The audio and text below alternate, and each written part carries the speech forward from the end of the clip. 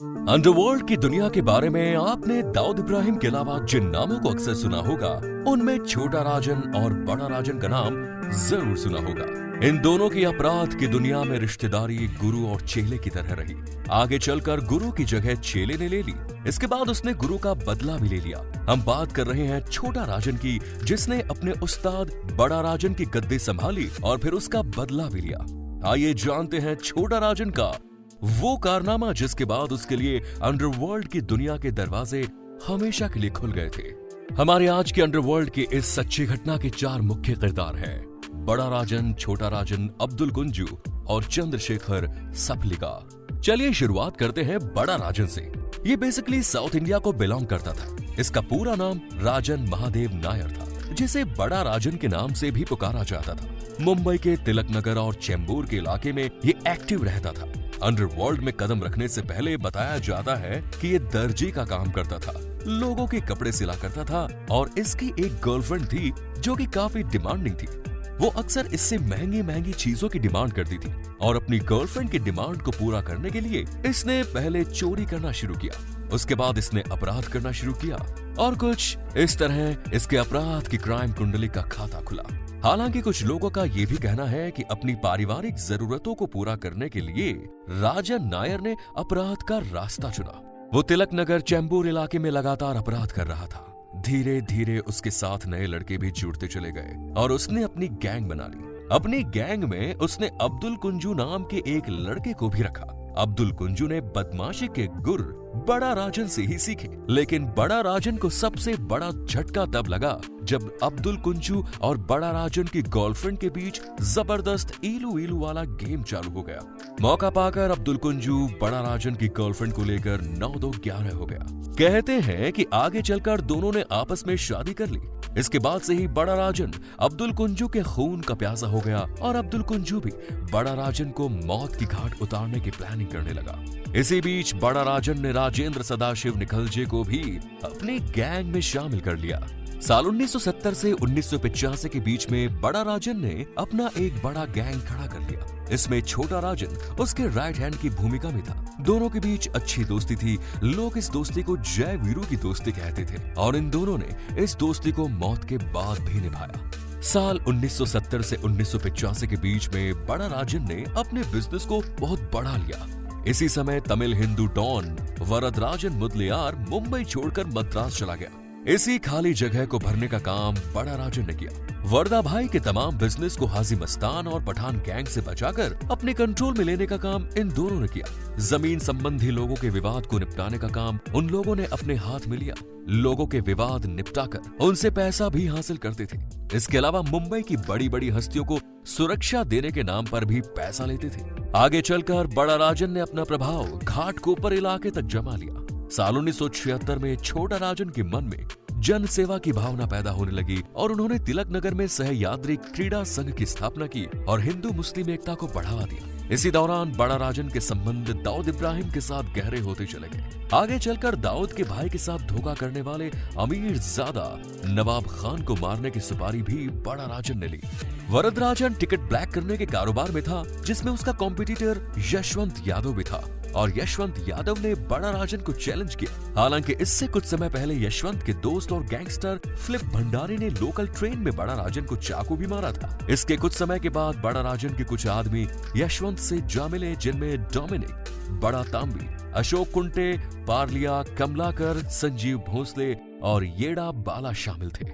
इससे बड़ा राजन को जबरदस्त झटका लगा और वो डोमिनिक को सबक सिखाना चाहता था। इसीलिए वो ओडियन सिनेमा हॉल पहुंचा ताकि डोमिनिक को सबक सिखाया जा सके।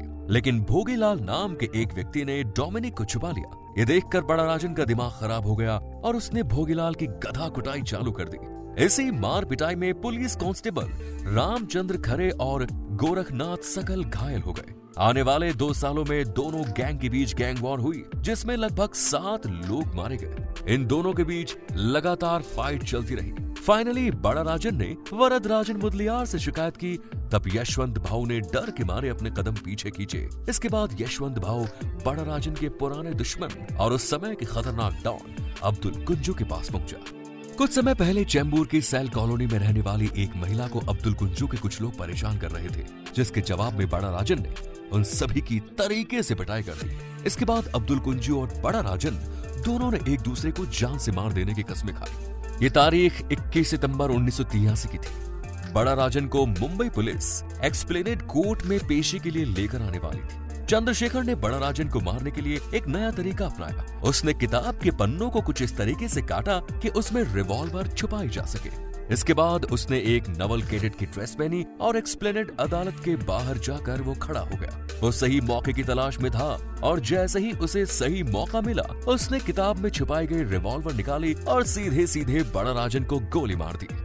बड़ा राजन की जिंदगी पर मलयालम भाषा में एक फिल्म भी बनी है जिसका नाम है अभिमन्यु।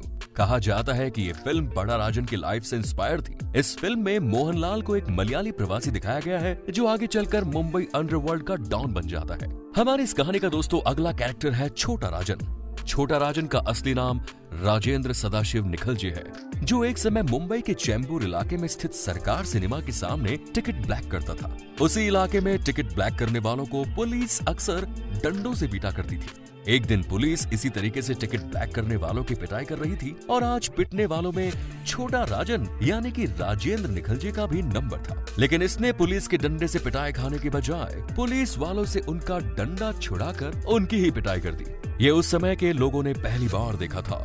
हालांकि पुलिस ने फिर इसे अरेस्ट भी किया और सलाखों में बंद करके इसकी भी पिटाई की। आगे चलकर इसकी जमानत हो गई, लेकिन इस घटना ने बड़ा राजन की नजर में छोटा राजन को ला दिया और इसके बाद छोटा राजन बड़े राजन के साथ मिलकर काम करने लगा। आगे चलकर छोटा राजन का प्रभाव बढ़ता चला गया और वो बड़े राजन के सबसे करीब आ गया। दोनों की दोस्ती काफी गहरी हो गई। साल 1983 में जब बड़े राजन की हत्या हुई तो वो छोटा राजन को इस घटनाक्रम का बड़ा झटका लगा। उसने कसम खाई कि वो अपने उस्ताद की मौत का बदला जरूर लेगा। दोस्तों हमारा वीडियो ये आगे भी जारी रहेगा, लेकिन उससे पहले जिन साथियों ने अभी तक चैनल को सब्सक्राइब नहीं किया है जल्दी से सब्सक्राइब कर ले और सब्सक्रिप्शन के बटन दबाकर बेल आइकन को प्रेस कर दे। अब चलिए बात करते हैं अब्दुल कुंजू और चंद्रशेखर सप्लिका की। मुंबई अंडरवर्ल्ड के दो खतरनाक व्यक्ति थे ये। बड़ा राजन से अलग होकर अब्दुल कुंजू अपना एक अलग गैंग चला रहा था। उनके इलाके आपस में अलग अलग बटे हुए थे। अब्दुल कुंजू केरल का रहने वाला था। वो एक लड़की से प्यार करता था। वो लड़की एक फोटोग्राफर के यहाँ काम करती थी। शेल कॉलोनी और तिलक नगर की बस्ती के बीच मुंबई की हर्बल लाइन मौजूद थी जो चैम्बूर से कुर्ला की तरफ जाती थी। सेल कॉलोनी में अब्दुल कुंज एक अपार्टमेंट के ग्राउंड फ्लोर पर रहता था और इस सेल कॉलोनी में उसकी गर्लफ्रेंड भी रहती थी। कहते हैं कि बड़ा राजन भी उस लड़की से एक तरफा प्यार करता था। उसने उस लड़की को चोरी का टाइपराइटर भी गिफ्ट किया। वहीं दूसरी तरफ आज की कंडीशन में जहां तिलक नगर का रेलवे स्टेशन बना हुआ है, कभी वहां पर मैदान होता था और उसे अक्सर खेलकूद के लिए इस्तेमाल किया जाता था। तिलक नगर कॉलोनी में ही बड़ा राजन, छोटा राजन और उसकी पूरी फैमिली रहती थी। शेल कॉलोनी में अब्दुल कुंजू का हुक्म चलता था, जबकि तिलक नगर की बस्ती में बड़ा राजन और उसके लड़कों का राज चलता था। दोनों एक दूसरे के इलाके में आ जा नहीं सकते थे। अगर गलती से कोई एक दूसरे के इलाके में चला जाता था तो दूसरे इलाके वाले उससे मारपीट करते थे। हालांकि आपको बता दें कि एक समय ऐसा भी था जब अब्दुल कुंज और बड़ा राजन के बीच दुश्मनी नहीं थी, मगर शेल कॉलोनी में पंडारे गैंग सक्रिय थी, जिसको कमजोर करने के लिए बड़ा राजन ने अब्दुल कुंजू से दोस्ती की और ये दोस्ती काफी गहरी हुई। दोनों एक दूसरे के साथ साइकिल पर बैठकर घूमा करते थे, मगर पंडारी गैंग को इन दोनों की दोस्ती पसंद नहीं आ रही थी। हालांकि पंडारे गैंग में फिलिप्स पंडारे, विजय सावंत और इनका एक और साथी था जो काफी मजबूत था। फाइनली अब्दुल कुंज एक बार फिर पंडारे गैंग में सक्रिय हो गए और इन दोनों के बीच दुश्मनी शुरू हो गई। चंद्रशेखर बेसिकली एक ऑटो ड्राइवर था जो चैम्बूर घाटकोपर के इलाके में ऑटो चलाता था। अब्दुल कुंजू बड़ा राजन को मारने की प्लानिंग बना रहा था। उसे अपने लिए एक मोहरे की जरूरत थी। उसने चंद्रशेखर सफालिका को सिलेक्ट किया और फिर उसके साथ कांटेक्ट करके उसकी मुलाकात गैंग से कराई, जहां उसे बड़ा राजन की हत्या के लिए सुपारी दी गई। बड़ा राजन की मौत के बाद भले ही छोटा राजन ने उसकी गैंग को संभाल लिया था, लेकिन इस समय ये गैंग काफी कमजोर हो गई और वो दोबारा अपनी गैंग को खड़ा करने के लिए मेहनत कर रहा था। दूसरी तरफ अब्दुल कुंजू ने अब शेल कॉलोनी के साथ साथ तिलक नगर बस्ती के एरिया पर भी अपना कब्जा कर लिया और उसने अपनी गैंग का विस्तार कर लिया।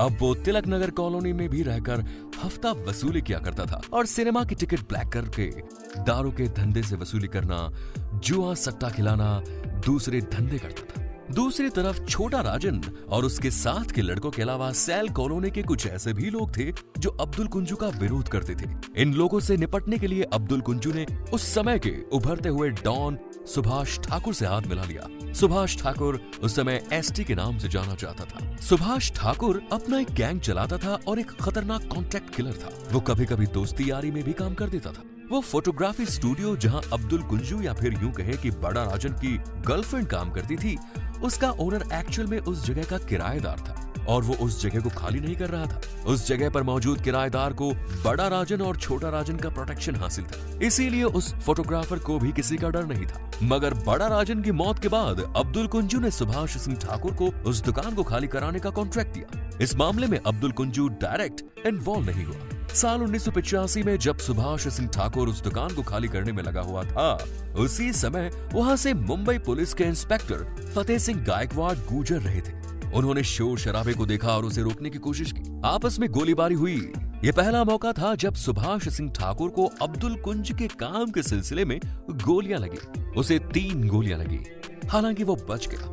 इधर सुभाष सिंह ठाकुर की फायरिंग में इंस्पेक्टर फतेह सिंह गायकवाड़ को भी गोलियां लगी। इन तमाम मामलों में अब्दुल कुंज का नाम काफी आगे आया। दूसरी तरफ छोटा राजन का कनेक्शन वर्धा राजन मुदलियार के साथ था। वो धीरे धीरे अंदर खाने अपना गैंग मजबूत कर रहा था, अपनी सिचुएशन को मजबूत कर रहा था, अपने साथ नए नए लोगों को जोड़ रहा था। वो अच्छी तरह से जानता था कि जब तक अब्दुल कुंज को मारा नहीं जाएगा तब तक उसका उसके इलाके पर दोबारा कंट्रोल हासिल नहीं हो सकेगा। इसीलिए वो उस इलाके पर पूरी नजर रखे हुए था। अब्दुल कुंजू की हर एक हरकत पर नजर रखे हुए था। रेलवे लाइन से लगा हुआ वो मैदान जिसका जिक्र हम पहले भी कर चुके हैं, उस मैदान का इस्तेमाल खेल कूद के लिए हुआ करता था। अक्सर वहाँ पर क्रिकेट या वॉलीबॉल जैसे खेल खेले जाते थे। इसके अलावा इस मैदान पर फुटबॉल टूर्नामेंट भी होता था। अब्दुल कुंजू अक्सर वहाँ पर खेलने के लिए आता था। कभी क्रिकेट खेलता था तो कभी वॉलीबॉल।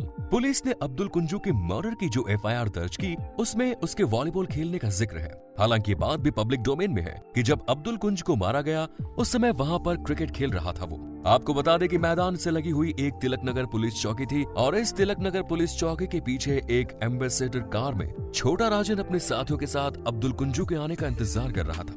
जैसे ही अब्दुल कुंज वहां पर आया, छोटा राजन और उसके साथियों ने तलवार और दूसरे धारदार हथियारों से मारा और बाद में फाइनली गोली मारकर अब्दुल कुंजू का काम तमाम कर दिया। जिस मैदान में अब्दुल कुंजू रोज खेलने के लिए आता था, आज इस मैदान में अपने घर से केवल 100 गज की दूरी पर सैल कॉलोनी में उसे मौत के घाट उतार दिया गया। छोटा राजन ने अपने उस्ताद का बदला तो ले लिया, लेकिन अभी भी जिस व्यक्ति ने उसके उस्ताद यानी बड़ा राजन को मारा था वो अभी भी जिंदा था। आपको बता दें कि बड़ा राजन की हत्या के बाद चंद्रशेखर को अरेस्ट कर लिया गया और वो मुंबई की आर्थर रोड जेल में बंद था। एक बार वो इस जेल का जंगला तोड़कर वहां से भाग गया और भागता हुआ वो सीधा कल्याण में माजिद नाम के व्यक्ति के पास आया। माजिद और चंद्रशेखर का संपर्क उससे जेल में हुआ था। जेल में दोनों की दोस्ती हुई और जेल के बाहर आने के बाद चंद्रशेखर मजीद के पास शरण मांगने के लिए वो पहुंच गया। माजिद ने चंद्रशेखर को अपने यहाँ शरण दी, उसे खिलाया पिलाया, दारू पिलाई और फिर उसे सुला दिया।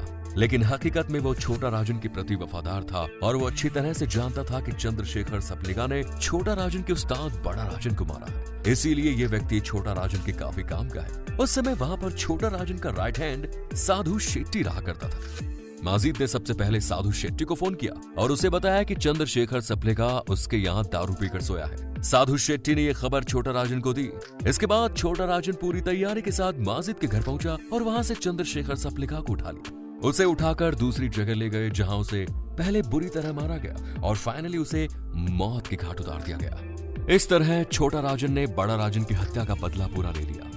उसने बड़ा राजन की मौत की सुपारी देने वाले अब्दुल कुंजू को मारा और सुपारी किलर जिसने एक्चुअल में बड़ा राजन की हत्या की थी, चंद्रशेखर सप्लिका को भी मौत के घाट उतार दिया। इसके अलावा छोटा राजन ने जॉन परेरा, विजय सावंत जैसे खतरनाक लोगों को भी दूसरी दुनिया में पहुंचा दिया। लगातार इतनी हत्याएं करने के बाद छोटा राजन का कद अंडरवर्ल्ड की दुनिया में बढ़ता चला गया। अब छोटा राजन सिर्फ नाम का ही छोटा रह गया, लेकिन अंडरवर्ल्ड की दुनिया में वो एक बड़े डॉन के तौर पर पहचाना जाने लगा। जैसा कि हमने आपको शुरू में बताया था कि बड़ा राजन ही छोटा राजन को अंडरवर्ल्ड की दुनिया में एक लेवल पर लेकर आया था। उसने छोटा राजन को अपने साथ रखा, अंडरवर्ल्ड की दुनिया के गुर सिखाए और उसका उस्ताद बनकर रहा। बड़ा राजन को अंडरवर्ल्ड की दुनिया में काम करने के लिए बहुत ही कम समय मिला। मुश्किल से 3-4 साल में ही उसने अपना बड़ा गैंग बना लिया।